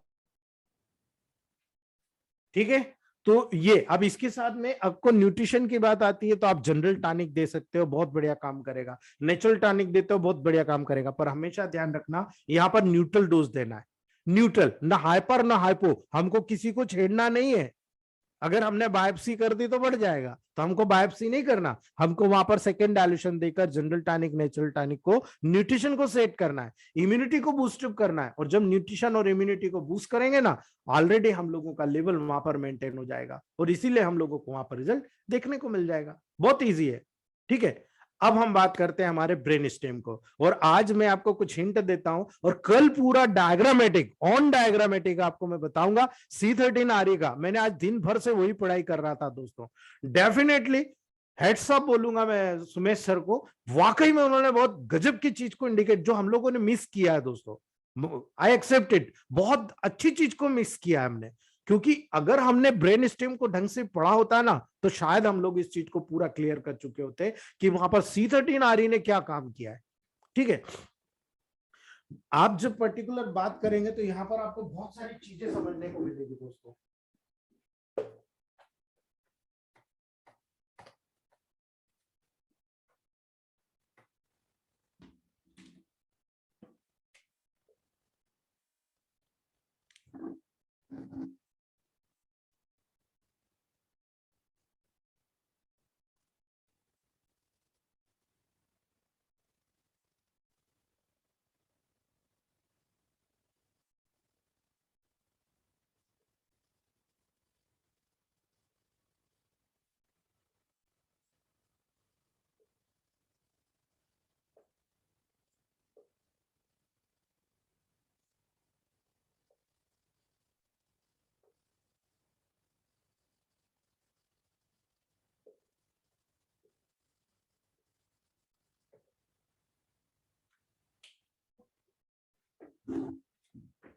दोस्तों ये जो पार्ट होता है इसको हम ब्रेन स्टेम बोलते हैं।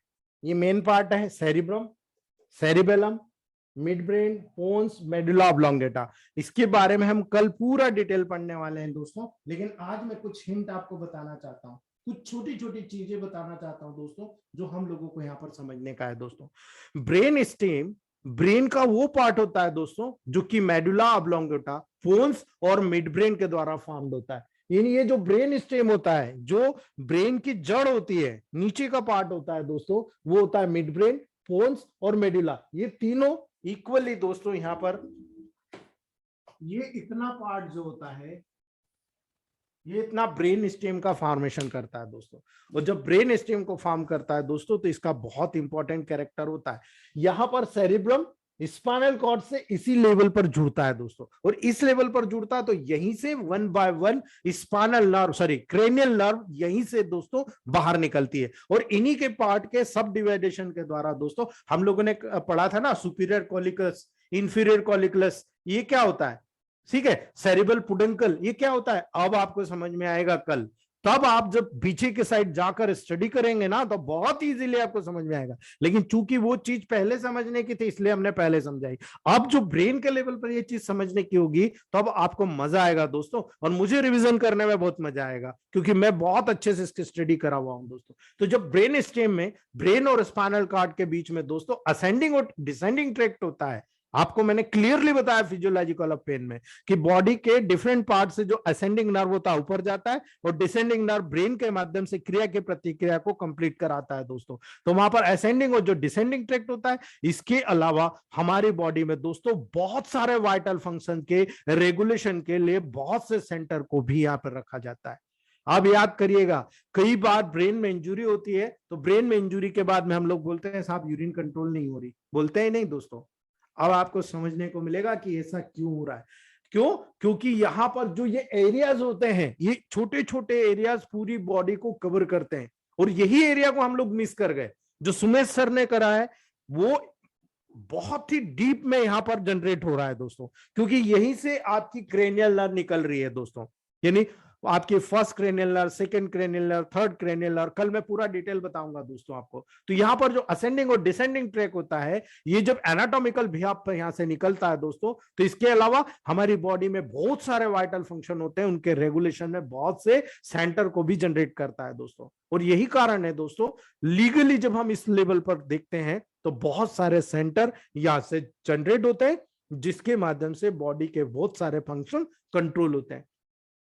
अगर आपको यही चीज समझना है तो आपको ये चैप्टर बहुत अच्छे से पढ़ना पड़ेगा दोस्तों। और अगर आप समझ गए, तो जैसे सुमेश सर ने किया है, अब मैं कह रहा हूं कि मेरा भी मस्तिष्क खुल गया कि अब मैं भी कुछ नया करूंगा और कुछ नया शो करूंगा आपको दोस्तों।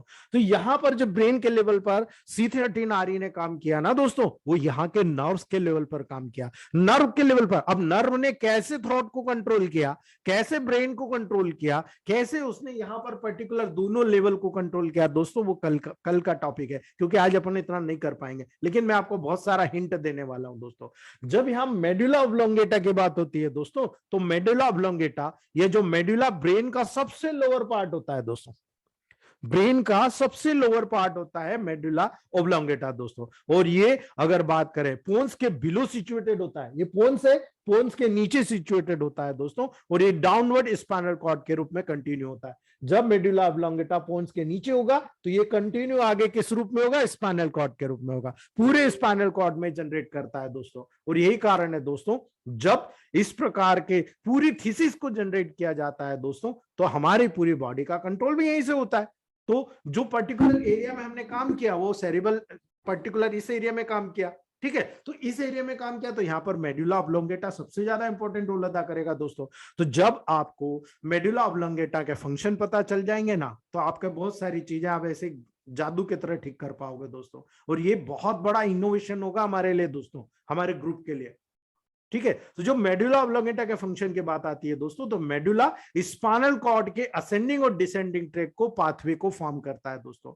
तो डेफिनेटली यहां पर कोई चीज आगे जा रही है तो कुछ आ भी रही है, यानी दोनों मिड लाइन के इस साइड और इस साइड दोस्तों पर्टिकुलर। आपको मैं क्लियर कर दूं, 12 क्रेनियल नर्व में से एक ही क्रेनियल नर्व है दोस्तों, 4th नंबर की क्रेनियल नर्व, जो बैक साइड से अराइज होती है दोस्तों, और बाकी की जितनी भी नर्व्स होती है फ्रंट से अराइज होकर क्रॉस होकर पीछे जाती है, लेकिन चौथे नंबर की डायरेक्टली बैकवर्ड से आगे आती है दोस्तों, एकमात्र है। इसीलिए दोस्तों बाकी की कोई भी 11 नर्व डायरेक्टली बैक साइड से पास नहीं होती, पहले एडवांस उसका आगे से जनरेशन होता है और फिर पीछे की तरफ जाती है दोस्तों। ऐसा क्यों, वो कल मैं एनाटॉमिकल बैकग्राउंड में आपको बताऊंगा दोस्तों। बहुत सारे जब आप फंक्शन की बात करते हो दोस्तों, तो हमारे इस मेडुला ऑब्लोंगेटा चैप्टर में बहुत सारे ऐसे सेंटर पाए जाते हैं दोस्तों, जो कि वाइटल फंक्शन को कंट्रोल करता है। ठीक है, वाइटल फंक्शन, जितने इंपॉर्टेंट वाइटल फंक्शन होते हैं उनको कंट्रोल करता है। अब कैसे कंट्रोल किया, सुमेश सर ने कैसे सबसे पहले स्टिमुलेट किया दोस्तों, वो मैं आपको बता रहा हूं। जब रेस्पिरेटरी सेंटर की बात आती है ना, मेडुला ऑब्लोंगेटा सबसे इंपॉर्टेंट सुमेश सर, इसीलिए मैंने आपको हेड्सअप किया था, क्योंकि आपने डायरेक्टली रेस्पिरेटरी सेंटर को स्टिमुलेट कर दिया। ठीक है, तो न्यूरॉन्स के जो डॉर्सल और जो वेंट्रल ग्रुप होता है दोस्तों, वो मेडुलरी रेस्पिरेटरी सेंटर को फॉर्म करता है। डॉर्सल यानी कि वहां पर इस प्रकार से, और वेंट्रल मतलब जो अंदर के साइड होता है, ये डॉर्सल पोर्शन, ये वेंट्रल पोर्शन, ये डॉर्सल पोर्शन, ये वेंट्रल पोर्शन, ये दोनों सेंटर होते हैं दोस्तों, ये वहां पर इसके जो रेस्पिरेटरी सेंटर रहते हैं उसको फॉर्म करता है, जो कि नॉर्मल रिदमिक रेस्पिरेशन को मेंटेन करने का काम करता है। This is the fact. और यही कारण है दोस्तों कि नॉर्मल रिदमिक रेस्पिरेशन को मेंटेन करने के लिए अगर आपने मेडुला ऑब्लोंगेटा के डॉर्सल और वेंट्रल जो सेंटर होता है, जो मेडुलरी सेंटर होता है दोस्तों, जो मेडुला ऑब्लोंगेटा में पाया जाता है, आपने अगर उसको स्टिमुलेट कर दिया तो मान के चलिएगा ब्रेन स्टेम के लेवल पर आपने रेस्पिरेटरी सेंटर को स्टिमुलेट करके उसके फंक्शन को जनरेट कर दिया। और यही कारण है दोस्तों कि आप पूरे नॉर्मल रिदमिक जो रेस्पिरेशन होते हैं उसको आपने मेंटेन कर दिया। अगर वहां किसी भी प्रकार की कोई अबनॉर्मलिटीज है, अगर ज्यादा हो रहा है, कम हो रहा है, आपने डायरेक्ट उसको स्टिमुलेट कर दिया, आपने उसको वहां पर डायरेक्टली जनरेट कर दिया और उसको मेंटेन कर दिया। यही चीज हमको वहां पर सीखने को मिलता है दोस्तों। दूसरी बात करते हैं, जो वेसोमोटर सेंटर होता है दोस्तों, ठीक है, वेसोमोटर सेंटर क्या होता है? वेसोमोटर सेंटर ब्लड प्रेशर काम करता है। ये दूसरी चीज है जो मैं अभी प्रैक्टिकल करने वाला हूं दोस्तों। ठीक है, मैं प्रैक्टिकल करने वाला हूं कि स्मेल का एक मैंने लिक्विड बनाया है जो डायरेक्टली इस लेवल पर काम करेगा, यानी वेसोमोटर सेंटर को कंट्रोल करने का काम करेगा। ठीक है, तो यहां पर अगर हम ब्लड प्रेशर और हार्ट रेट को कंट्रोल करने का काम हमने केवल स्मेल से कर दिया, दिस इज जादू, ये मैजिक हो जाएगा दोस्तों। ठीक है, तो यहां पर वेसोमोटर सेंटर ब्लड प्रेशर और हार्ट रेट को कंट्रोल करता है। वो कहां पर होता है? इसी मेडुला ऑब्लोंगेटा में होता है दोस्तों। ठीक है, इसी मेडुला ऑब्लोंगेटा के फंक्शन में वेसोमोटर सेंटर पाया जाता है दोस्तों, जो ब्लड प्रेशर और हार्ट रेट को कंट्रोल करता है। जब हमको ये अब पता चल गया तो हम इसी चीज को यूटिलाइज करेंगे, कुछ दूसरी मेडिसिन के अकॉर्डिंग हम लोग काम करेंगे जो यहाँ पर ब्लड प्रेशर और हार्ट रेट को कंट्रोल करेगा दोस्तों। तीसरा होता है डिग्लूटिशन सेंटर दोस्तों। अब डिग्लूटिशन क्या होता है दोस्तों?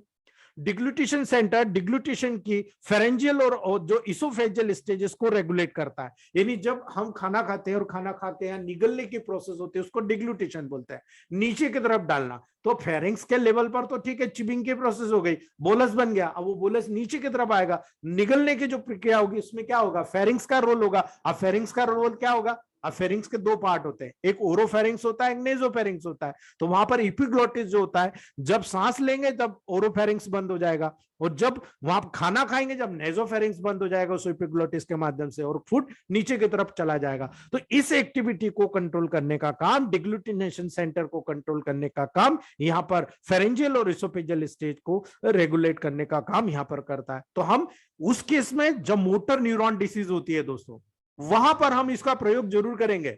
मोटर न्यूरॉन डिसीज के लेवल पर दोस्तों S11RE का प्रयोग हम जरूर करेंगे। यहाँ पर S11RE से हम यहाँ पर डेफिनेटली वैगस नर्व को स्टिमुलेट करके डिग्लूटिनेशन सेंटर के लेवल पर 5th क्रेनियल नर्व को स्टिमुलेट करके दोस्तों हम लोग कहीं ना कहीं इस डिग्लूटिनेशन सेंटर को स्टिमुलेट कर सकते हैं। मैं जरूर करूंगा दोस्तों प्रैक्टिकल, आपको भी मैं बताते जा रहा हूं दोस्तों। चौथा, वोमिटिंग सेंटर की बात करें दोस्तों, तो मेडुला ऑब्लोंगेटा में ही वोमिटिंग सेंटर होता है, जो मैंने अभी बताया आपको। वोमिटिंग सेंटर गैस्ट्रोइंटेस्टाइनल ट्रैक्ट की इन्फ्लामेशन इरिटेशन के दौरान वोमिटिंग को इंड्यूस करता है दोस्तों। तो जब ये वोमिटिंग को इंड्यूस करता है, ये प्रोटेक्टिव मैकेनिज्म होता है दोस्तों, कि अगर किसी भी प्रकार से स्टमक के लेवल से कोई कॉम्प्लिकेशन हो रही है दोस्तों और वहां से कोई चीज बाहर निकल जाएगी तो बहुत अच्छा है, भाई अगर आपको गुस्सा आ रहा, खूब आ रहा, ये पाटीदार सर बहुत लंबा खींचते हैं, आप मुझे बोल दीजिए, मैं शार्ट कर दूंगा, ठीक है। लेकिन अगर आपके लिए अच्छा है तो आप बोलोगे क्या? नहीं ना। तो हमारे शरीर में भी ऐसी एक्टिविटीज होती है जब वहां पर कहीं ना कहीं स्टमक के लेवल पर, लंग्स के लेवल पर बहुत सारा वहां पर इरिटेशन होता है, और वही कारण है कि कफ आ जाता है, कफ रिफ्लेक्स, वोमिटिंग आता है, वोमिटिंग रिफ्लेक्स। ये जो रिफ्लेक्स एक्टिविटी होती है दोस्तों, डायरेक्टली वहां पर आपके पर्टिकुलर वोमिटिंग सेंटर से लिंक होती है दोस्तों, और उसका जो वोमिटिंग सेंटर होता है इसी मेडुला ऑब्लोंगेटा में होता है।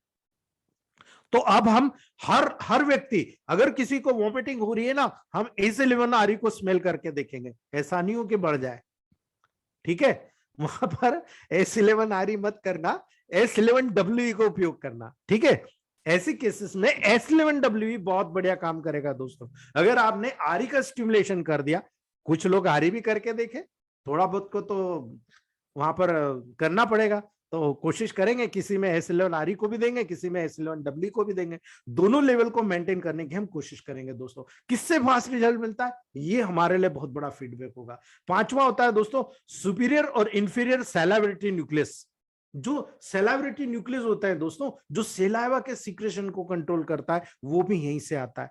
तो दोस्तों ऐसी कंडीशन में तो हम S1RE को भी स्मेल में दे सकते हैं, ठीक है, S1C1RE को भी स्मेल में दे सकते हैं, क्योंकि ये तो डायरेक्टली L1RE को भी दे सकते हैं दोस्तों, क्योंकि ये तो डायरेक्टली तीनों मेडिसिन डायरेक्टली सैलाइवरी ग्लैंड पे भी काम करती है, ठीक है। अगर हम S2 के लेवल पर जाएंगे तो S2 भी ग्लैंडुलर स्ट्रक्चर पे काम करती है, लेकिन अगर सैलाइवरी ग्लैंड की बात करेंगे तो जो प्राइमरी सेल्स होती है दोस्तों, S1 की बात करें, वो डायरेक्टली सैलाइवरी ग्लैंड पे काम करती है। तो अगर हम S1RE को स्मेल करा के देखें तो हो सकता है कि कभी भी सुपीरियर और इंफीरियर सैलाइवरी न्यूक्लियाई के लेवल पर दोस्तों सैलाइवा के सिक्रेशन को हम कंट्रोल कर सके, बिल्कुल कंट्रोल कर सकेंगे हम। तो ये चीज हमको यहाँ पर देखने की होगी दोस्तों।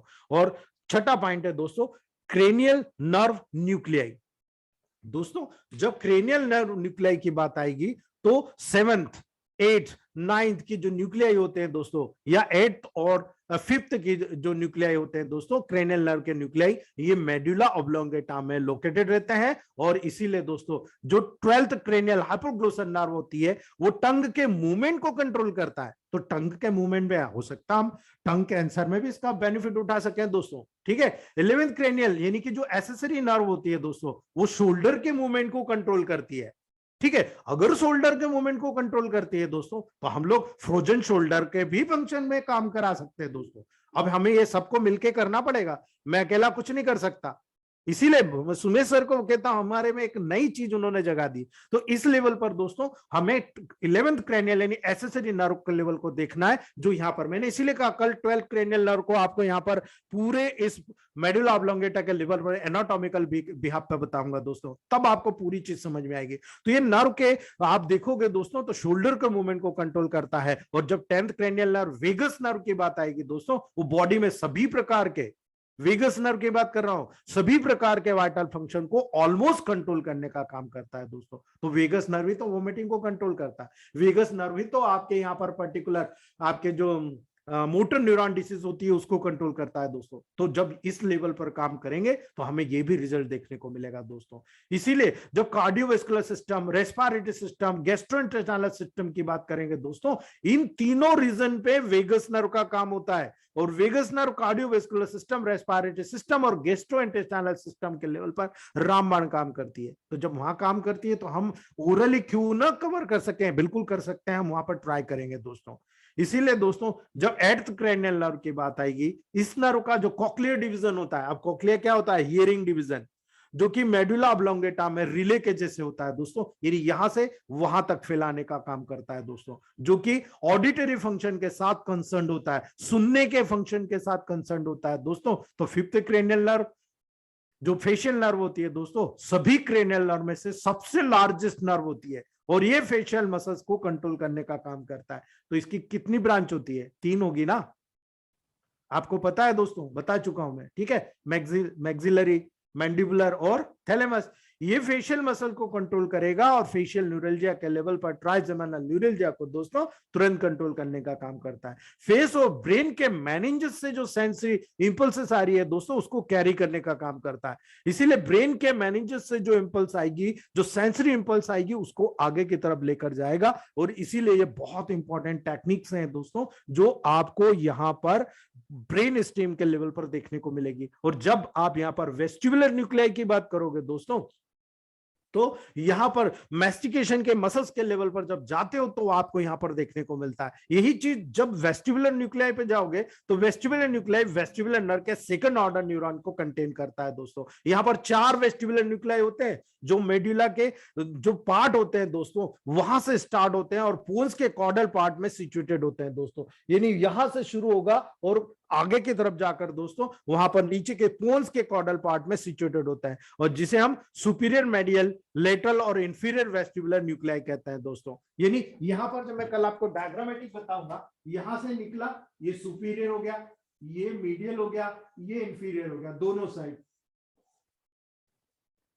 ये सुपीरियर, ये मीडियल, ये इंफीरियर, दोनों साइड में दोस्तों ये जो पर्टिकुलर पार्ट होता है, ये वहां पर सुपीरियर, मीडियल, लेटरल और इंफीरियर वेस्टिबुलर न्यूक्लियाई नीचे की तरफ होगा, वो इंफीरियर होगा दोस्तों। तो वहां पर मीडियल और इंफीरियर वेस्टिबुलर न्यूक्लियाई मेडुला में एक्सटेंड करता है, मेडुला में फैला रहता है दोस्तों। और सभी प्रकार के मेडुलरी सेंटर और क्रेनियल नर्व के न्यूक्लियाई हायर सेंटर के द्वारा कंट्रोल, ब्रेन के द्वारा कंट्रोल होते हैं। अर्थात ये भले ही नीचे रहता है लेकिन सेरिबम से इसका कंट्रोल है, यहां आ गया है तो सेरिबम का पोन से कंट्रोल है, और जब सेरिबम और आ गया है तो यहाँ पर कंट्रोल है, और जो नीचे चौथा इंफीरियर आएगा उससे भी सेरिबम का कंट्रोल रहेगा दोस्तों। तो ये कंट्रोल कैसे होगा मैं कल आपको बताऊंगा। और उसी से मुझे समझ में आ गया कि C13RE का रोल वहां पर कितना जबरदस्त दिखा है, वो इस कारण से हुआ दोस्तों। तो जो सेरिब्रल कॉर्टेक्स और हाइपोथैलेमस में जब ये सेंटर सिचुएटेड होता है तो डेफिनेटली हायर सेंट्रल के कंट्रोल सिस्टम के माध्यम से दोस्तों टिपिकली वहां पर इस फंक्शन को कंट्रोल करता है। तो दोस्तों आज हम यही रखते हैं, कल इसका पूरा एनाटॉमिकल, पैथोलॉजिकल, फिजियोलॉजिकल स्टडी की जाएगी। कल हो सका तो मैं आपको डिसीज नहीं पढ़ाऊंगा क्योंकि मुझे ये पूरा कल एक दिन में कंप्लीट करना है, ताकि हम लोगों का जो थोड़ा। तो दोस्तों sir very nice class sir. जी सर, थैंक यू सर। बहुत बहुत excellent class sir, very excellent. तो सर C13 ने सेरेब्रम को कंट्रोल किया सर? बिल्कुल सर, डायरेक्ट मेडुला ऑब्लोंगेटा के फंक्शन को कंट्रोल किया ना सर उसने। नहीं, सेरेब्रम को नहीं किया। बिल्कुल किया ना, सपोर्ट में है ना सर ये। अच्छा, बताऊंगा ना आपको, यही तो कह रहा हूँ मैं, अभी हिंट दिया मैंने। सुपीरियर, मीडियल और इंफीरियर जो नीचे का है दोस्तों, ये जो पार्ट होता है डायरेक्ट यहाँ सेरिबम से यहाँ लिंक हुआ, सेरिबम से यहाँ लिंक हुआ, सेरिबम से यहाँ लिंक हुआ। कैसे हुआ वो कल हम देखेंगे। और वही चीज पे हम सभी को एक्यूरेट काम करना है, अलग अलग काम करना है। बिल्कुल सर, मजा आ जाएगा। सबके पास एक जैसे पेशेंट नहीं आएंगे सर। बिल्कुल सर, ठीक है ना। हर व्यक्ति के पास, अभी जैसे सुमेश सर के पास जो पेशेंट आए बहुत जबरदस्त मिला। अब मेरे पास आप बिलीव करोगे थ्रॉट कैंसर पे 114 पेशेंट चल रहे हैं। अब मैं सब में यूज करके देखूंगा। अब मेरे पास में सर टंग कैंसर का लेवल उसको पर सलाइवेशन पूरा आ ज्यादा जाए हो तो रहा है। अपन एक्सटर्नल से भी ये कर सकते हैं ना सर। बिल्कुल करते ही है ना सर, लेकिन अगर स्मेल से हम डायरेक्टली स्टिमुलेट कर रहे हैं और डायरेक्टली में प्यूरिफाई हो रहा है। अभी जैसे सुमेश सर ने कहा पेन बंद हो गया, आपने भी कहा सर प्रूव करके कि पेन इमीडिएट बंद हो गया। ठीक है, तो सिंपल थ्रॉट पेन के तो बहुत पेशेंट मिलेंगे हमको, हमारे ग्रुप के सारे पेशेंट ट्रीट करते हैं, सारे डॉक्टर ट्रीट करते हैं। ठीक है, लेकिन अगर हम कुछ नया करें तो स्मेल कराने से क्या दिक्कत है? किसी को फायदा मिलेगा, किसी को नहीं मिलेगा, कोई दिक्कत नहीं। ट्राई करने मेरे पास में कैंसर का एक पेशेंट है, सलाइवेशन हो रहा है उसको टंग कैंसर में, तो मैं सर S1RE यूज कर सकता हूँ उसमें? बिल्कुल ट्राई करके देखिए ना सर, क्या दिक्कत है। जी सर, MND का केस भी है सर, उसको भी मैं कल करूंगा सर। आगे के ऑर्गन में नहीं हो रही वाला यूरिनरी इनकॉन्टिनेंस में भी काम आएगा ना सर? जी सर, बिल्कुल बिल्कुल आएगा ना सर। S5RE नाक का बाजू में अप्लाई करो सर। नाक रहते ना, जी नाक का बाजू में अप्लाई करे तो इमीडिएटली रिजल्ट आता। बिल्कुल आएगा, सलाइवा बंद हो जाता सर। बिल्कुल बिल्कुल सही बात है सर। जी सर। राज बाबू गारू इसी सर तरीके हम भी अस्थमा के रोगी के दिए हैं सर मनीष सर C13 आरी से हेडेक को भी आराम आ जाता है सर। मैडम WE को यूज करना ज्यादा बेटर है आरी के बजाय। अगर मान लीजिए कि वहां पर कोई कैपिलरी में इनलार्जमेंट होगा ना, तुरंत बस्ट हो जाएगी। इसलिए आरी को आप जब हेडेक के रीजन में या कैपिलरी का डायलिटेशन होता है तब मत यूज कीजिएगा, क्योंकि वो सर्कुलेशन एकदम से बढ़ाएगी नीलिमा, वहां पर दिक्कत हो जाएगी अपने को। सर सलाइवेशन में तो यूज कर सकते हैं S5 आरी? बिल्कुल यूज कर सकते हैं। आपको बस कंजेशन आंखों में देख लो, नीलिमा में आंखें अगर लाल हो ना तो बिल्कुल मत आरी यूज करना, है ना, याद रखना। और WE यूज करना। BE यूज कर सकते हैं ना सर? जी BE यूज कर सकते हैं। बिल्कुल सर सलाइवा ज्यादा आने में आरी यूज करे तो फिर ज्यादा होगा ना सर? नहीं, S1 आरी से तुरंत कंट्रोल हो जाएगा। सर आप ट्राई करके देखिए।